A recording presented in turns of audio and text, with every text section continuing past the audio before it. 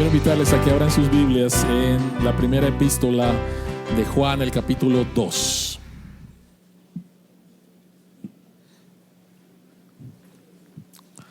La primera epístola de Juan, el capítulo 2. Este es un mensaje solamente para el día de hoy, de inicio de año. Ahí lo tienen en sus pantallas. Se llama Firmes en un mundo de engaño, o permaneciendo firmes en un mundo de engaño. Primera de Juan capítulo 2, versículos 18 hasta el versículo 27. Primera de Juan capítulo 2, versículos 18 hasta el versículo 27. La próxima semana vamos a empezar una serie. Estamos empezando un nuevo año. Posiblemente estés pidiéndole al Señor: Señor, dame mucha sabiduría para este año, sabiduría para mi trabajo, sabiduría para mi matrimonio, sabiduría para criar a mis hijos, sabiduría para mi trabajo. Y la Biblia nos ha dado un libro de sabiduría. Bueno, de hecho son 3 en la literatura de sabiduría, pero tenemos uno que se llama el libro de Proverbios. Próximo domingo vamos a empezar una serie en el libro de Proverbios, la sabiduría de Dios para vivir en este mundo. Así que abran sus Biblias en Primera de Juan, capítulo 2, versículos 18 hasta el 27. La palabra de Dios dice: la palabra de Dios dice, queridos hijos, esta es la hora final. Y así como ustedes oyeron que el anticristo vendría, muchos son los anticristos que han surgido ya. Por eso nos damos cuenta de que esta es la hora final. Aunque salieron de entre nosotros, en realidad no eran de los nuestros. Si lo hubieran sido, se habrían quedado con nosotros. Su salida sirvió para comprobar que ninguno de ellos era de los nuestros. Todos ustedes, en cambio, han recibido unción del Santo, de manera que conocen la verdad. No les escribo porque ignoren la verdad, sino porque la conocen y porque ninguna mentira procede de la verdad. ¿Quién es el mentiroso? Sino el que niega que Jesús es el Cristo. Es el anticristo, el que niega al Padre y al Hijo. Todo el que niega al Hijo no tiene al Padre.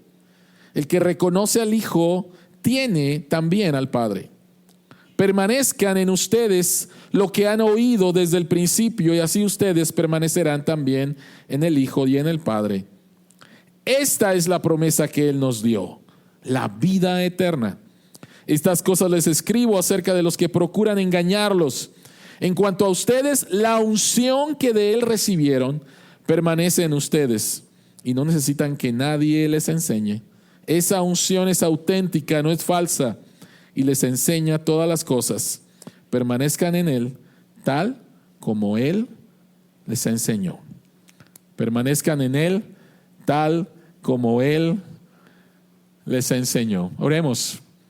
Padre, al abrir tu palabra en este primer domingo del año 2024, rogamos que tu Espíritu abra nuestros ojos para ver las maravillas que hay en tu ley, y tu Espíritu Santo nos guía a toda la verdad del Evangelio, la podamos creer, y al creerla ser transformados, Señor, y compartirlo con otros. A ti la gloria en Jesucristo. Amén. Amén. Un ejecutivo de una compañía, de una empresa grande, un ejecutivo de mercadotecnia, compartía acerca de los cambios, un cambio drástico que ha habido en el mundo de la publicidad.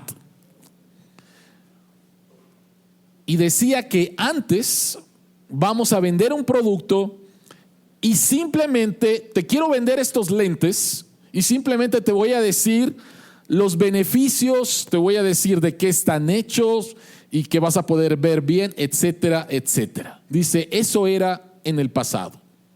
Ahora, si yo quiero vender unos lentes, unos tenis, un carro, maquillaje, un celular, ahora tengo que crear una historia de significado para poderte enganchar y que creas que si compras mi producto vas a encontrar identidad y a través de esa identidad vas a poder interpretar el mundo.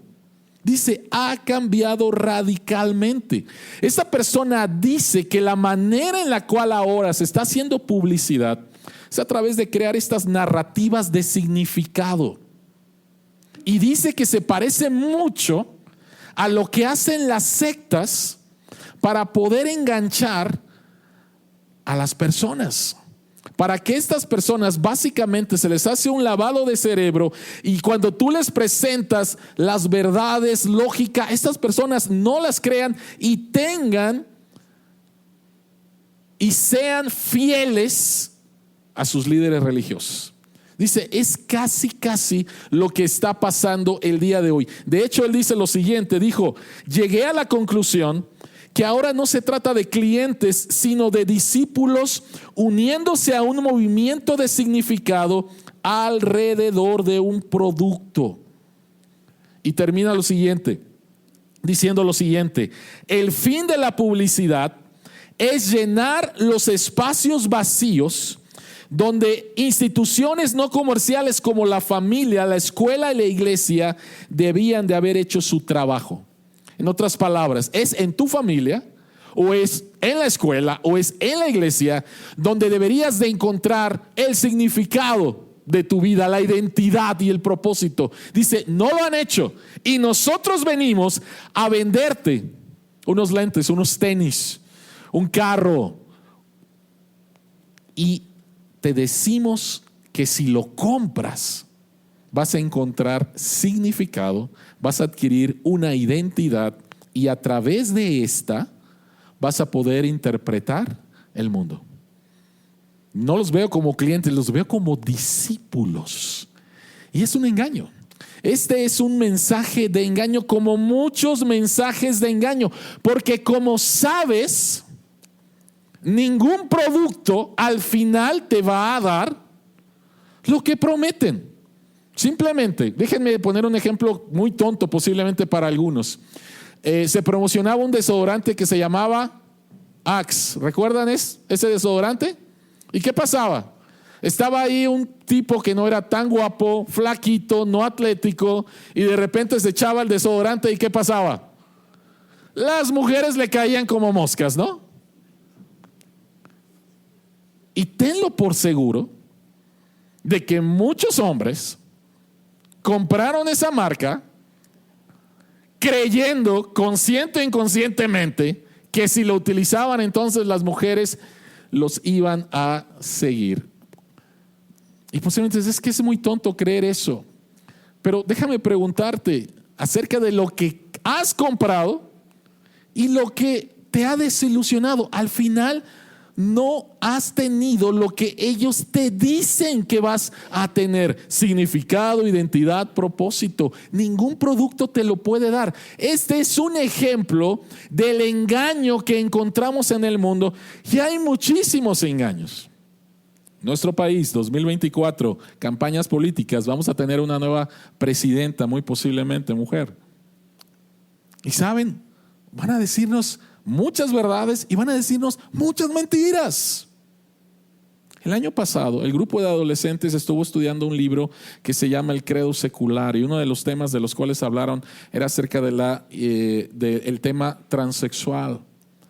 Y nuestros adolescentes vieron un video que cuando yo lo vi la primera vez me causó mucho dolor. Mucho dolor. Y eran chicos y chicas que se creyeron la mentira, que si tenían problemas con su identidad, que si era un hombre pero me siento mujer, me puedo convertir mujer. Si soy una mujer y me siento hombre, me puedo convertir un hombre.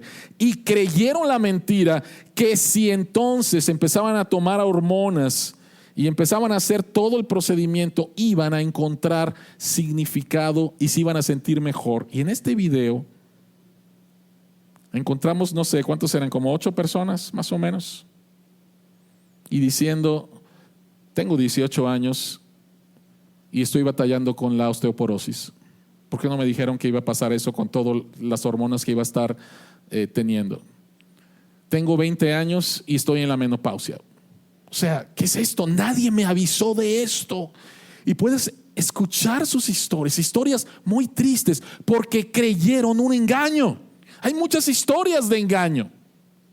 Y la iglesia a la cual escribe Juan es una iglesia de la cual ha salido un grupo muy grande de hermanos completamente engañados. Y Juan les escribe para decirles: hey, manténganse firmes en la verdad. Manténganse firmes contra el engaño. La pregunta que queremos contestar en esta mañana tarde es precisamente ¿cómo podemos? ¿Alguien me puede ayudar, por favor? Porque no está funcionando esto. ¿Alguien le puede dar clic ahí? Porque no está gracias, ahí está ya. ¿Cómo te mantienes firme en un mundo engañoso? Esa es la pregunta que queremos contestar. ¿Cómo te mantienes firme en un mundo de engaño? 3 cosas. Número 1, tenemos que aprender a reconocer el engaño. Número 2, recuerda tu unción. Y número 3, permanece en Cristo. ¿Cómo te mantienes firme en un mundo engañoso? Número 1, tenemos que aprender a reconocer el engaño. Número 2, a recordar la unción que hemos recibido. Y número 3, a permanecer en la verdad, a permanecer en Cristo. Entonces vayamos al punto número 1. Reconoce el engaño. Juan escribe, inspirado por el Espíritu Santo: queridos hijos, esta es la hora final. Y así como ustedes oyeron que el anticristo vendría, muchos son los anticristos que han surgido ya. Por eso nos damos cuenta de que esta es la hora final. 2 cosas en este versículo. La frase la hora final, ¿a qué se refiere? Y después la frase anticristo, ¿a qué se refiere? Vayamos en primer lugar a la frase la hora final. La hora final es sinónimo de la palabra que Jesucristo utiliza en su discurso en Mateo 24 con respecto a los últimos días. Los últimos días es igual a la hora final. ¿A qué se refiere esto? Describe el periodo de tiempo entre la primera venida de Cristo y la segunda venida de Cristo. La hora final, los últimos días, no son los últimos días antes de que Jesucristo venga. O sea, los últimos días no son una semana antes de que Cristo venga, un año antes de que Cristo venga, no. La hora final, los últimos días, describe todo el periodo entre la primera y la segunda venida de Cristo. Vean por favor otra vez el texto, me voy a regresar. Vean por favor el texto. El texto dice al final: por eso nos damos cuenta de que esta es la hora final. O sea, Juan hace 2000 años, en el primer siglo, escribe: ya estamos en la hora final. Y alguien dice: ¿te das cuenta? No se cumplió esa profecía. Porque ya pasaron 2000 años, Cristo no ha regresado, Juan se equivocó. No, Juan no se equivocó, por 2 razones. Número 1, no hace falta que pase absolutamente nada para que Jesucristo regrese. Jesucristo puede regresar el día de hoy en medio de este culto. O Jesucristo puede regresar nuevamente en unos años más. No lo sabemos, solamente el Padre lo sabe, Jesucristo mismo lo dijo. Y en segundo lugar, precisamente por la palabra anticristo. La palabra anticristo, cuando ponemos la palabra, el prefijo anti antes de un nombre, eso significa en lugar de o en contra de. Y quiero que vean por favor nuevamente el texto. Juan dice: oyeron que el anticristo vendría. Pero dice: muchos son los anticristos que ya han surgido. O sea, va a venir una persona que es el anticristo. Pero Juan dice, ya han surgido algunos, el espíritu del anticristo está, la enseñanza del anticristo está. Por eso es que sabemos que esta es la hora final. Entonces, a lo largo del periodo entre la primera venida de Cristo y la segunda venida de Cristo, este periodo se llama la hora final, los últimos días. Hay señales de esto y una de las señales es precisamente la del anticristo. Jesucristo lo mencionó también. En Mateo capítulo 24, versículo 24, él dice, porque surgirán ¿qué? Falsos cristos, falsos profetas, harán grandes señales. ¿Y cuál es el propósito? Engañar. Ese es el propósito. El único propósito es engañar, y dice de ser posible aún a los elegidos. Obviamente los elegidos no van a ser engañados, pero te das cuenta de el propósito y de la proporción de esto y del énfasis. Queremos engañar, engañar y engañar. Ahora, es interesante lo que Juan describe aquí, porque muchas veces cuando pensamos acerca del anticristo o del espíritu del anticristo o de los anticristos, como menciona ahí Juan, pensamos en un ataque que viene de afuera, en un ataque que viene del mundo. Pero Juan lo describe de otra manera. Y Juan describe que estos anticristos que han surgido en su tiempo, y por eso él dice, estamos en la hora final, no surgieron de afuera, surgieron de adentro. Vean el texto. El texto dice, aunque salieron de entre nosotros, en realidad no eran de los nuestros. Si lo hubieran sido, se habrían quedado con nosotros. Su salida sirvió para comprobar que ninguno de ellos era de los nuestros. ¿Qué es lo que está pasando? Juan le escribe a una comunidad cristiana de la cual salió otro grupo. Y este grupo dice, nosotros somos cristianos. Este grupo dice, nosotros tenemos comunión con Dios. Este grupo dice algo bien loco, pero atractivo, nosotros ya no pecamos. Este grupo dice algo bien loco y muy atractivo, nosotros tenemos una unción especial. Y también dice, nosotros tenemos una revelación especial. Así que le están diciendo a la iglesia, vengan, vengan, vengan.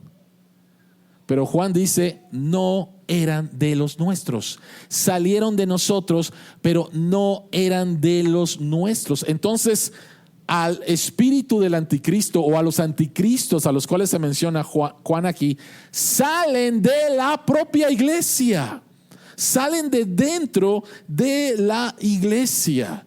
Por eso es que él dice, debemos de mantenernos en la verdad. Debemos de reconocer la verdad. ¿Cómo podemos reconocer la verdad? ¿Cómo podemos reconocer el engaño? Vean por favor el texto, versículo 22. ¿Quién es el mentiroso?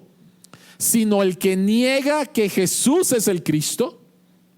Es el anticristo, el que niega al Padre y al Hijo. En otras palabras, el anticristo o los anticristos es toda aquella persona o movimiento o iglesia que niega que Jesús es el Hijo de Dios que se encarnó. Nuevamente, el anticristo es alguien que niega que Jesús es el Hijo de Dios que se encarnó. ¿Cuál es la fuente de esto?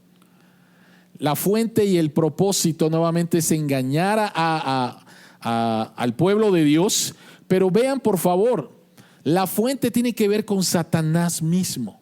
El malvado vendrá por obra de Satanás. Aquí está hablando acerca de el anticristo final, con toda clase de milagros, señales y prodigios falsos. La fuente es Satanás mismo. Y el propósito nuevamente tiene que ver con engañar.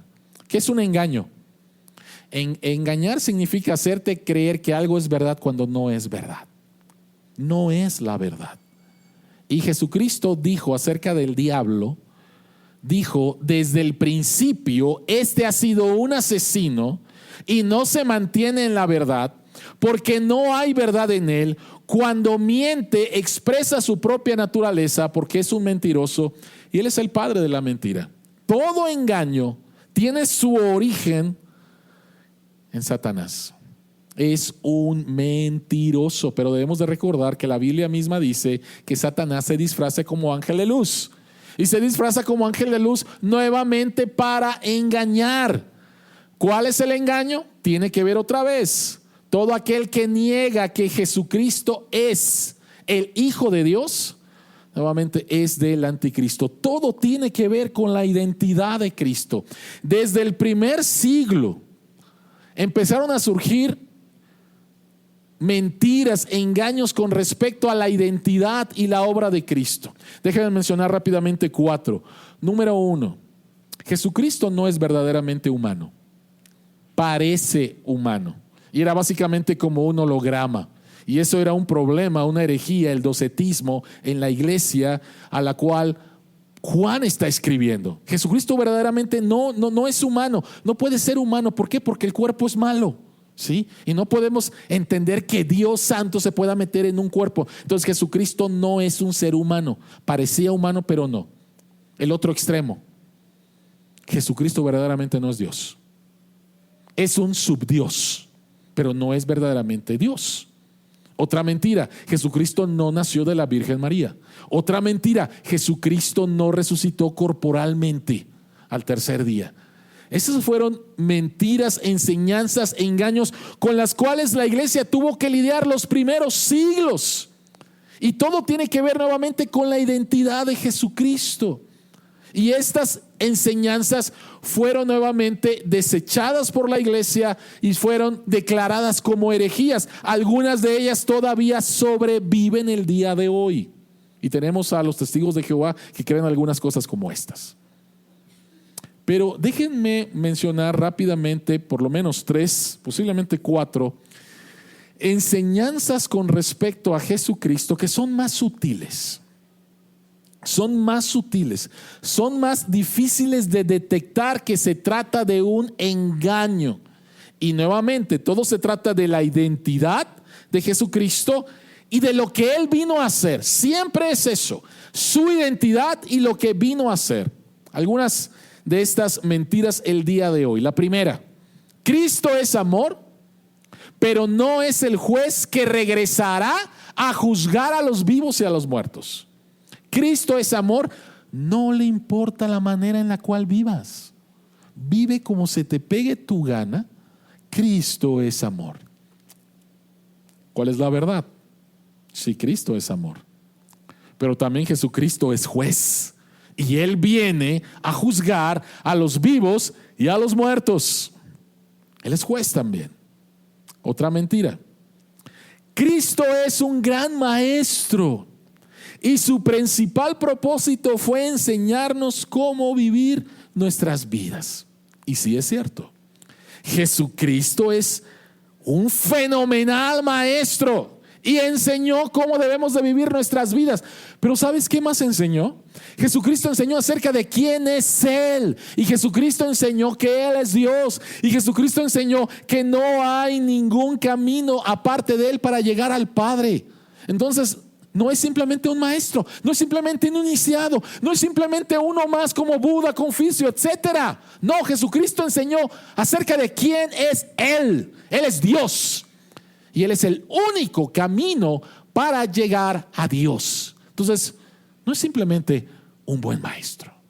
Otra mentira es: Cristo es un ejemplo moral. Y la razón por la cual vino fue vivir una vida que fuera un ejemplo moral para que viviéramos como Él. Sí es cierto.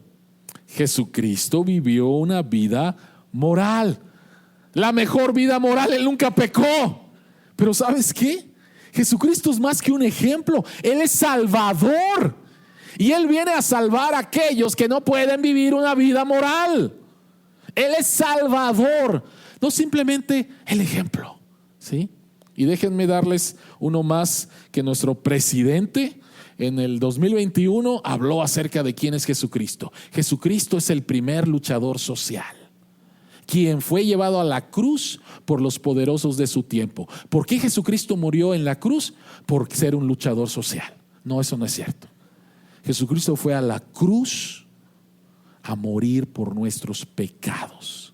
Porque tú no podías vivir la vida que Dios nos demanda, que es una vida de perfección, pero sí tú y yo merecíamos la muerte, mas sin embargo Él la sufrió en tu lugar y en mi lugar. Así que en primer lugar, ¿cómo podemos reconocer el engaño? El engaño tiene que ver con mentiras sutiles o muy abiertas con respecto a la identidad de Cristo y con respecto a la obra de Cristo. Y no importa si sea el presidente de México o la persona más inteligente del mundo, si la persona no dice que Jesucristo es el Hijo de Dios que se encarnó y fue a la cruz a morir por nuestros pecados, es una mentira. Es una mentira. Es un engaño. Y esa es la primera cosa. Tenemos que aprender a reconocer el engaño. Todo aquel que niega que Jesucristo vino en carne para morir en la cruz es un mentiroso y es el anticristo. Entonces, iglesia, no se trata de creer en Cristo, sino de creer en el Cristo correcto, en el Cristo bíblico. Si salimos ahorita aquí a Coyoacán, vamos aquí donde es básicamente el Zócalo de Coyoacán, y hacemos una encuesta y le preguntamos a la gente, ¿crees en Cristo? Muchos nos van a decir que sí. Pero no se trata de creer en Cristo, sino de creer en el verdadero Cristo, en el Cristo bíblico. Ese es el número uno. Es muy interesante esta declaración que hace C.S. Lewis. C.S. Lewis era un ateo, era profesor en Oxford y siendo un adulto se convirtió y escribió uno de los libros que es un clásico en la literatura cristiana. Este libro se llama Mero Cristianismo. Ojalá lo puedas leer. Y esta cita es fenomenal. Él dice lo siguiente: estoy tratando aquí de impedir que alguien diga la necedad, o sea, la tontería que frecuentemente dice la gente en cuanto a Jesús. ¿Qué es lo que dice la gente con respecto a Jesús? Estoy dispuesto a aceptar a Jesús como un gran maestro moral, pero no acepto su afirmación de ser Dios. Y C.S. Lewis dice, eso es algo que no debemos de decir. Un hombre que era simplemente un hombre y que dijo la clase de cosas que Jesús dijo, no sería un gran maestro de moral. Él sería un lunático, en la misma categoría que un hombre que dice que es un huevo cocido o el diablo del infierno. Usted debe decidir: o Jesús era quien dijo que era el Hijo de Dios, o era un loco, o algo peor. Usted lo puede recluir como un necio, o lo puede escupir y matar como un demonio, o puede postrarse a sus pies y llamarlo Señor y Dios. Pero no salgamos con la tontería sin sentido de su persona como que fue un gran maestro humano. Él no ha dejado esa posibilidad abierta. No era su intención. No lo era. Me gusta Jesús como un maestro de moral. ¿Cómo vas a admirar a Jesús si dijo que era Dios? ¿Cómo vas a admirar a Jesús si dijo que perdonaba pecados? ¿Cómo vas a admirar a Jesús si dijo que tu eternidad depende de tu confianza en Él? No me vengas con eso. Jesucristo no te da esa opción. Simplemente no crees, es tu responsabilidad. O crees. Él dijo que era Dios. Pero no me vengas con que un maestro moral, filósofo, luchador social, revolucionario. No, por favor, no me vengas con eso. Ese es lo primero, para poder reconocer el engaño. Número dos, recuerda tu unción. ¿De qué estamos hablando aquí? Vean por favor versículo 20. Juan dice: todos ustedes en cambio han recibido la unción del Santo. Primera pregunta: ¿quién es el Santo? Y no es el enmascarado de plata, ¿sí? Juan capítulo 6, versículo 69, los apóstoles dicen: tú eres el Santo, refiriéndose a Jesús. Entonces, en primer lugar, ¿quién es el Santo? El Santo es Jesús. Lo segundo que dice Juan con respecto a cómo permanecer firme en un mundo de engaños, reconoce el engaño. Pero lo segundo nos llama la atención a esta palabra unción, que nosotros recibimos esta unción. Dice, en cuanto a ustedes, la unción que de él recibieron permanece en ustedes y no necesitan que nadie les enseñe. Entonces, en primer lugar, dice que recibiste la unción. No es algo para lo cual tú trabajaste, no es algo que tú hiciste, es algo que recibiste. Y la segunda pregunta es, ¿qué es la unción? ¿Qué es la unción? Y aquí Juan se está refiriendo a el Espíritu Santo. Juan se está refiriendo al Espíritu Santo, la tercera persona de la Trinidad. Efesios capítulo 2, versículos 13 y 14.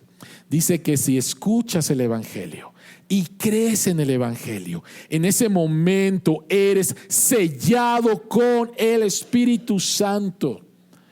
La palabra unción solamente la encontramos en el Nuevo Testamento 2 veces en este pasaje. Solamente. Y se refiere nuevamente a que el Santo Jesucristo te unge con el Espíritu Santo. De hecho, Jesucristo dijo, ustedes fueron bautizados en agua por medio de Juan el Bautista. Juan el Bautista dijo esto, yo los bautizo en agua, pero viene quien los va a bautizar ¿con qué? Con el Espíritu Santo. ¿Y quién es el que bautiza con el Espíritu Santo? ¿Quién unge con el Espíritu Santo? ¿Quién sella con el Espíritu Santo? Es Jesucristo. ¿Sí? Es Jesucristo. Ahora, ¿por qué Juan menciona esto? ¿Por qué Juan menciona esto? Porque este grupo que sale de la iglesia nuevamente les está diciendo, nosotros tenemos una unción especial. Ven. Nosotros tenemos una revelación especial. Ven. Y es súper atractivo esto, ¿no? Es súper atractivo. Hubo una falsa enseñanza de que Jesucristo tenía a sus discípulos favoritos, y a sus discípulos favoritos, Pedro, Juan, Santiago, a ellos les enseñó verdades que no les enseñó al resto del grupo. Entonces nosotros tenemos las verdades ocultas profundas de Jesucristo, ¿no? Y si vienes con nosotros, si eres un discípulo de nosotros, las vas a conocer. ¿Cuán atractivo puede ser esto? De esa manera estaban tratando de engañar a la verdadera iglesia.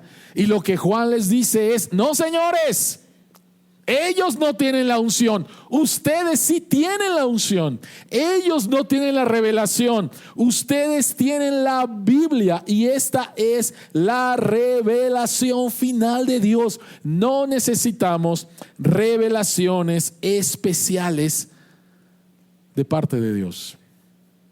Hace algunos años, un pastor en los Estados Unidos, de manera bien pública, dijo que durante Semana Santa, que había recibido una enseñanza de parte de Jesús, porque Jesucristo se le presentó en carne, y el viernes de crucifixión Jesucristo se le presentó en carne y tenía una revelación especial para la iglesia, y que la iba a dar el domingo de resurrección.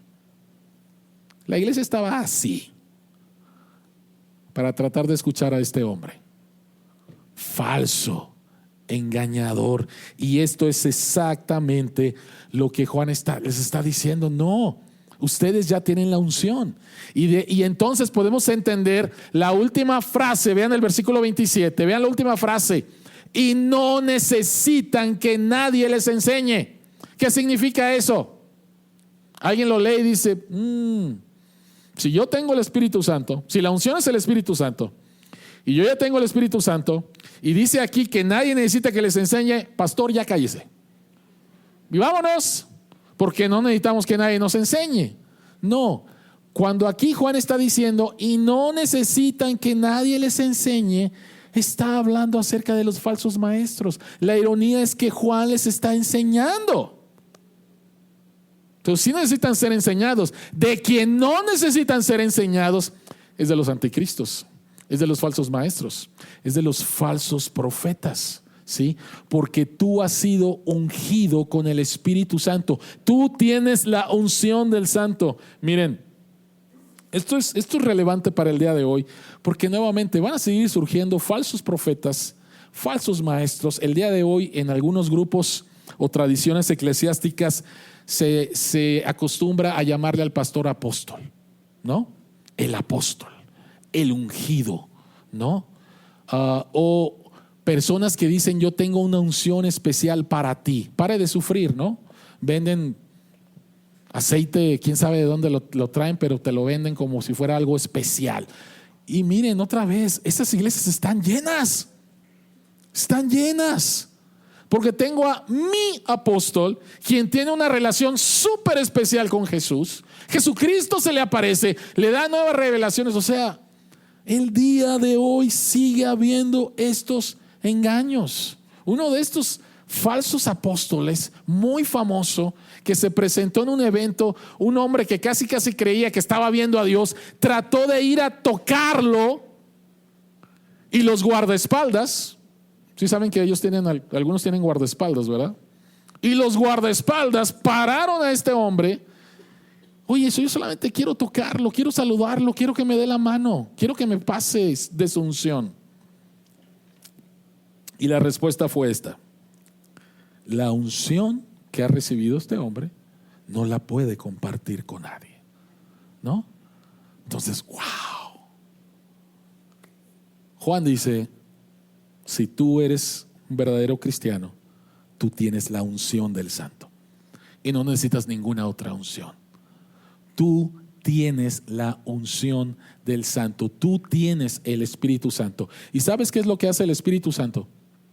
El Espíritu Santo llama la atención solo y siempre sobre la palabra de Dios, y la palabra de Dios es Jesús. Jesucristo dijo: va a venir el Consolador, y el Consolador va a hablar acerca de mí.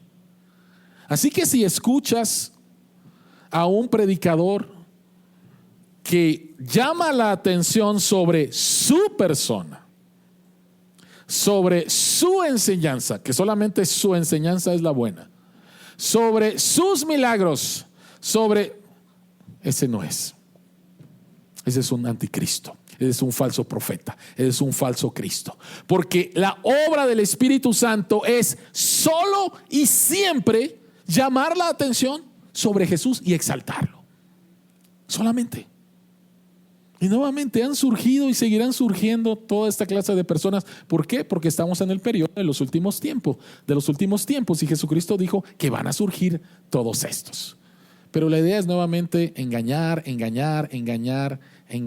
Tú tienes el Espíritu Santo, y el Espíritu Santo es el intérprete de la palabra. Mantente en esto. Recuerda tu unción. Y lo último: ¿cómo podemos permanecer firmes en un mundo de engaño? Reconociendo el engaño, recordando nuestra unción, y número 3, permanecer en Cristo. ¿Qué dice Juan? Dice: permanezcan ustedes lo que han oído desde el principio, y así ustedes permanecerán también en el Hijo y en el Padre. Esta es la promesa que Él nos dio, la vida eterna. ¿Qué es lo primero? Lo primero que tenemos que reconocer es que Cristo mora en nosotros a través de la obra del Espíritu Santo. Y tenemos que recordar que tu habilidad para permanecer en Cristo depende de que dejes que el mensaje del Evangelio y tu unción, el Espíritu Santo, permanezcan en ti. ¿Qué significa esto que acabo de decir? Tu habilidad para permanecer en Cristo depende de que dejes que el mensaje del Evangelio y tu unción permanezca en ti. ¿Qué significa esto? Jesucristo mismo lo explica en Juan capítulo 15, el versículo 4. Jesucristo en una parábola habla acerca de la vid y sus ramas, o los pámpanos en la versión Reina Valera, y de cómo los pámpanos o las ramas van a dar fruto. Jesucristo dice: permanezcan en mí y yo permaneceré en ustedes. Así como ninguna rama puede dar fruto por sí misma, sino que tiene que permanecer en la vid, así tampoco ustedes pueden dar fruto si no permanecen en mí. Entonces, ¿qué necesito hacer para poder dar fruto? Y Jesucristo dice que tenemos que permanecer en Él. Permanecer es relacional, no es simplemente doctrinal o conductual. Hay muchas personas en las iglesias y posiblemente aquí que solamente tienen un conocimiento doctrinal, intelectual de Jesús, pero no tienen una relación con Jesús. Saben de Jesús, pero no tienen una relación con Jesús. O piensan que viven una vida buena y tienen una relación con Jesús, pero realmente no. El permanecer en Cristo es algo relacional. Y Jesucristo da esta imagen. Entonces, hay una grande diferencia entre la verdad doctrinal del Evangelio existiendo en ti o permaneciendo en ti. Y cuando me refiero a la verdad doctrinal del Evangelio, es a las verdades con respecto a la identidad y la obra de Cristo. Entonces hay una grande diferencia entre el Evangelio existiendo en ti y permaneciendo en ti. Déjenme explicarlo de esta manera. Una planta en una maceta y una planta sembrada en el suelo. Tienes una planta en una maceta en el jardín y tienes una planta igual, pero sembrada. Y viene una tormenta. ¿Qué es lo que va a pasar? ¿Qué es lo que puede pasar si es una tormenta fuerte, con viento fuerte? ¿Qué es lo que va a pasar con una planta sembrada en una maceta? No tiene raíces. Y va a venir el viento y la va a sacar de ahí y se va a morir. Pero ¿qué es lo que pasa con una planta que está sembrada y que tiene raíces? Va a venir la tormenta y no va a ser fácil desarraigarla porque tiene raíces. A eso se refiere Jesucristo con permanecer en mí. A realmente estar arraigados en Él, teniendo una relación con Él, no simplemente entendiendo, sabiendo algunas verdades con respecto a Jesús, sino verdaderamente teniendo una relación con Él. Déjenme rápidamente darles dos ejemplos. La verdad con respecto a que Jesucristo es 100% hombre. Tú puedes tenerlo aquí, pero verdaderamente lo has experimentado en tu sufrimiento. Verdaderamente has experimentado cuán cercano y empático es Jesucristo, porque Él fue hombre y experimentó lo que tú estás experimentando. Y en los momentos de sufrimiento y de problemas puedes sentir su presencia, puedes creer en lo que Él ha dicho con respecto de sí mismo y encontrar consuelo y esperanza. Una cosa es saberlo, otra cosa es experimentarlo. Que con respecto a la verdad de que Jesucristo es 100% Dios. Igualmente vienen problemas, viene sufrimiento, viene dolor a tu vida, y la verdad de que Él es Dios y que Él es soberano y que lo experimentas al creerlo, va a traer una paz que el mundo no puede explicar. El mundo se está destruyendo y sin embargo tú puedes estar en paz. Y la gente dice: ¿por qué este hombre, por qué esta mujer puede tener esa paz? Porque he experimentado, tengo una relación con Dios, verdaderamente con Dios.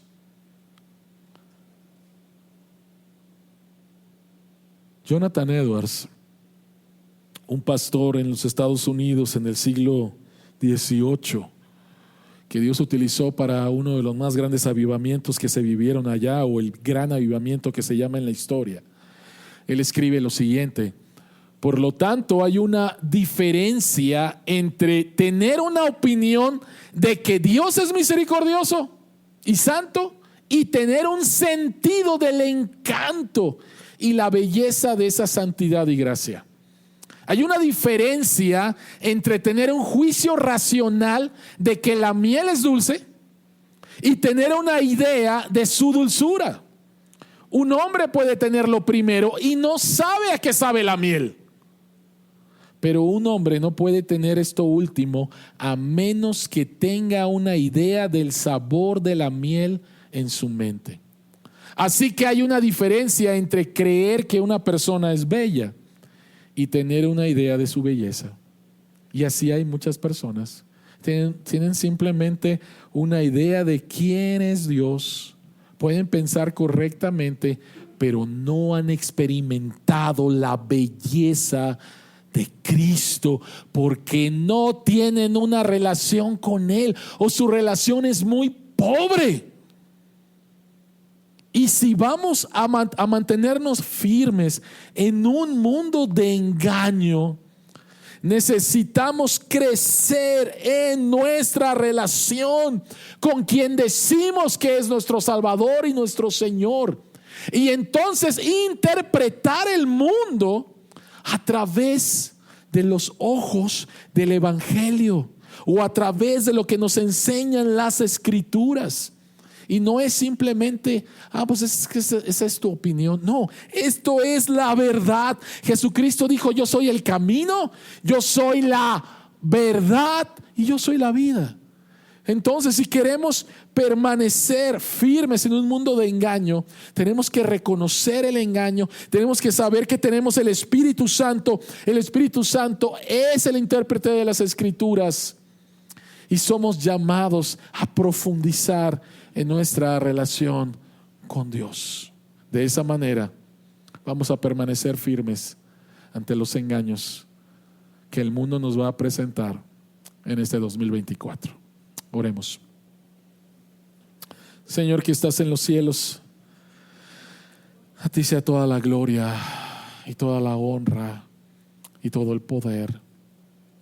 Padre, gracias porque nos has dado la palabra más segura, y esta palabra es tu palabra en 66 libros en el Antiguo y en el Nuevo Testamento, un solo mensaje, y este mensaje es Cristo.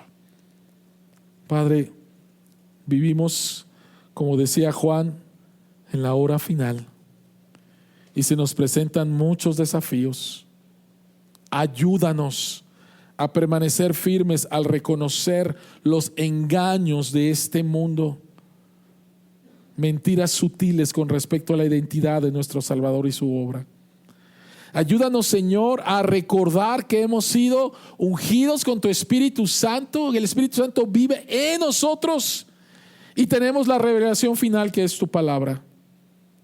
Y ayúdanos, Señor, a profundizar en esta relación con Jesucristo, nuestro Salvador, para que, como Él dijo en Mateo capítulo 7, que viene la tempestad